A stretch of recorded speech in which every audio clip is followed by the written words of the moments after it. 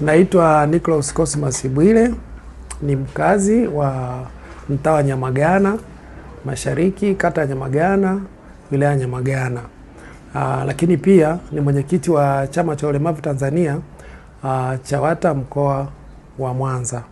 Nikiwa na umri wa miaka 6, mwaka 1981 niliweza kuugua homa kali, ikanipelekea kupooza mwili, miguu na mikono, na baadaye nilipofikishwa hospitali kwa ajili ya kupata matibabu, ilijulikana kwamba nimepata ugonjwa wa polio ambao ulitokana na kutokupata chanjo ya awali ya kuweza kuzuia ugonjwa wa polio.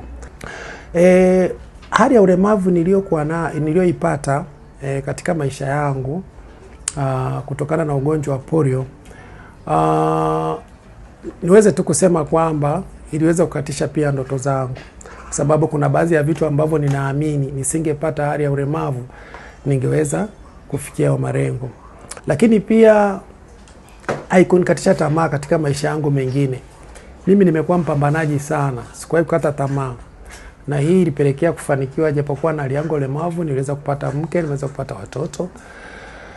Lakini pia katika makuzi yangu nilipokuwa naona watoto ambao hawana ulemavu walipokuwa wanacheza, wanakimbia, nilikuwa ninatamani sana na kuumia. Kwa hiyo kuna maumivu ambayo watu tunayapata, watu wenye ulemavu, ambao nadhani pia wazazi wanapaswa wachukue tahadhari kubwa. Ninawasihi na kuwataka kabisa wahakikishe kwamba katika hatua zote kuanzia mwaka 0 mpaka miaka 10 ya mtoto kupata matone ya chanjo ya polio, wahakikishe kwamba wanahudhuria, kwa sababu ni kwamba mtoto anapitia katika wakati wa maumivu sana. Kuna wakati unaweza ukapata shida ukahisi kwamba nisingekuwa na ulemavu huenda hii shida nisingeipata.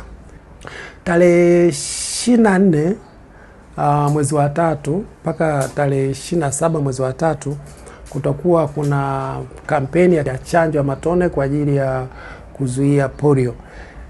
Kwa kutumia nafasi hii ninaomba wazazi, jamii nzima kokote kule waliko, wahakikishe kwamba hiyo siku wajitokeze, wasisubiri kesho. Wahakikishe wanapeleka watoto wao kwenda kupata chanjo ya matone ya polio. Ujumbe huu unaletwa kwenu na Wizara ya Afya kupitia Mpango wa Taifa wa Chanjo na sehemu ya elimu ya afya kwa umma kwa kushirikiana na wadau wa chanjo.